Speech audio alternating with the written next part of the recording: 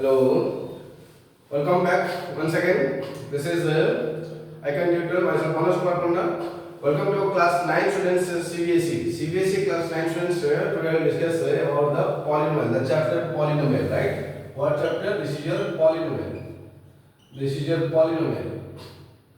So in polynomial chapter, so first we will discuss some terms of the polynomial. What is polynomial? First we will discuss. तो polynomial there are terms. तो polynomial क्या होता है? ये unknown term, कुछ भी unknown term, ये unknown term का पावर, ये एक्सप्रेस का पावर क्या होता है? कोई होल नंबर होना चाहिए, राइट? अननोन टर्म का पावर होल नंबर होना चाहिए. इसका मतलब ए टर्म अननोन है, इसका पावर होल नंबर है. ओके, तो जितने बड़े ए टर्म का ओडिया पूछे. Okay, so I am telling Odia, Hindi and English. Okay, simultaneously you can try to understand.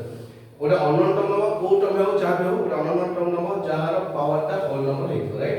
Any unknown term whose power is whole number, but unknown term should be in the form of like this. Suppose this is a by 1, b by 1, denominator should be 1, no other terms. Okay, suppose x by 1 ये चलेगा लेकिन 1 by x नहीं चलेगा, ये नहीं चलेगा, right? So such unknown terms का power whole number.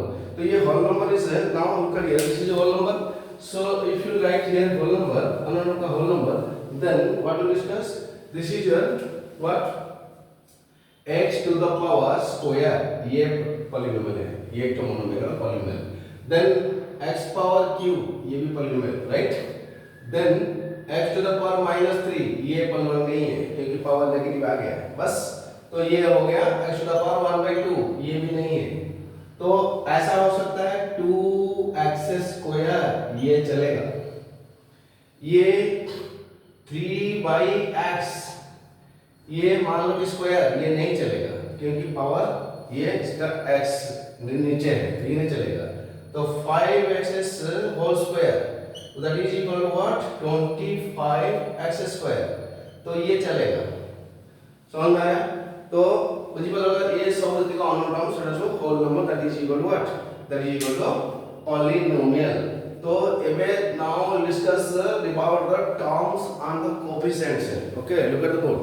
Is it visible or not? हाँ, yes. Okay. हाँ, ये क्या करेंगे अभी? देखो ये हो गया ना. अभी टर्म्स डिस्कस हो गया. अभी कोएफिशिएंट टर्म्स से फिर से देखते हैं टर्म्स क्या होता है. फिर से एक बार फिर से रिपीट करता हूँ. ये टर्म्स क्या होता है? मान लो कि 2x². बोर्ड अभी ब्लू कलर में लिखा हुआ दिखाई दे रहा है. बोर्ड में देखते हैं. चलेगा तो ठीक है, थोड़ा जूम कर लिख लेना. ये 2x², ये 2x² प्लस 5x. तो ये 2x² 2x² एक term, 5x also term. This is one term, this is two terms. First term is given as terms. So this is one term, this is. So this one term, that means what? This is 2 and x, another is x. Yes or no? Similarly, this is your 5. 5 means 5, and another is what? That is x. Okay, this is your x. 5x. Okay, class 5, 6 का 7 class में ये वाला पढ़ा होगा, ये वाला तुम्हें मालूम होगा. जैसे कि फैक्टर ट्री. ओके, तो ऐसे लिखते हैं ना. तो ये 2x² प्लस 5x को हम कैसे लिखते हैं? ऐसे लिखते हैं. ऐसे लिखते हैं जैसे कि ये यहाँ पे 2x², यहाँ पे 5x. ये दोनों का ऐसे ब्रांच निकल गया. लेकिन जब पूरा मल्टीप्लिकेशन आएगा तो यहाँ से पॉइंट्स आएगा. जैसे कि 2, फिर से x, ये वाला x ब्रांच आएगा. ब्रांच एडिशन सब्जेक्ट में ब्रांच आएगा, लेकिन जो मल्टीप्लिकेशन में पूरा कंप्लीटली सेम, यहाँ से सेम और से पार्ट आएगा. ये ठीक है, सेपरेट पार्ट नहीं है, सेम ब्रांचेस आएगा. ओके, तो इस टाइप के लिखना है. ये 5, ये x. समझ आ गया? तो ये टर्म्स मालूम हो गया कि एक पॉलीनोमियल में टर्म क्या होता है, कैसे से टर्म्स. तो अभी चलते हैं आगे, बढ़ते हैं. ये वाला टर्म हो गया. तो देखते हैं कोएफिशिएंट्स. तो कोएफिशिएंट्स क्या होता है? कोएफिशिएंट्स क्या होता है? This is a coefficients. ये टर्म्स हो गया ना. बस अभी देखते हैं कोएफिशिएंट्स. जैसे कि बराबर लिखो, ये 2x3, ये 2x3 दे रहा है ना. तो x3 का कोएफिशिएंट 2. समझ में आ रहा है? तो कोएफिशिएंट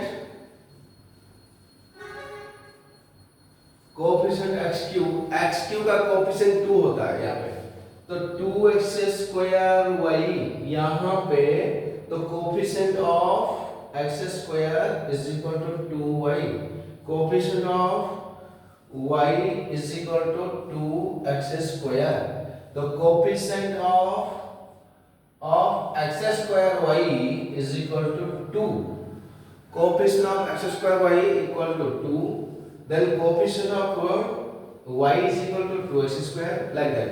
तो कोफिशिएंट उनके साथ क्या मल्टीप्लाई हुआ है, क्या वही नंबर है उसका कोफिशिएंट, राइट, समझ में आ गया। तो ये हो गया तुम्हारा कोफिशिएंट। ये धीरे धीरे हमें यहाँ तक डिस्कस करेंगे आज। अभी मोनोमियल, बाइनोमियल, ट्राइनोमियल। मोनोमियल क्या होता है, एक टर्म, जैसे एक टर्म क्या मोनोमियल होता है, यहाँ पे देखो मोनोमियल क्या होता है, यहाँ पे मोनोमियल, बाइनोमियल, ट्राइनोमियल। जैसे कि मान लो कि a b c, कोई भी नंबर ले ले a b c, समझ में a b c, तो ये a plus b plus c, a plus b c, a b c, यहाँ पे 3 टर्म है, 3 टर्म्स, राइट, तो इसको बोलते हैं ट्राइनोमियल। ट्राइनोमियल इसको बोलते हैं हम, ये एक तो टर्म है, ये एक तो टर्म है, इसको बोलते हैं बाइनोमियल। क्लियर, ये तीनों मल्टीप्लाई एक ही हुआ ना, यहाँ पे एक मल्टीप्लिकेशन है, तो प्रोडक्ट को एक लेते हैं, that is equal to monomial. Monomial, binomial, trinomial. Clear, तो मोनोमियल, बाइनोमियल एंड ट्राइनोमियल, समझ में आया। जब मोनोमियल, बाइनोमियल, ट्राइनोमियल, तो ये तीनों का ऐसा हो रहा है, तो ये मोनोमियल समझ में आया, मोनोमियल, बाइनोमियल, ट्राइनोमियल, तो ये सबको लेके ये सब पॉलिनोमियल में जा रहा है।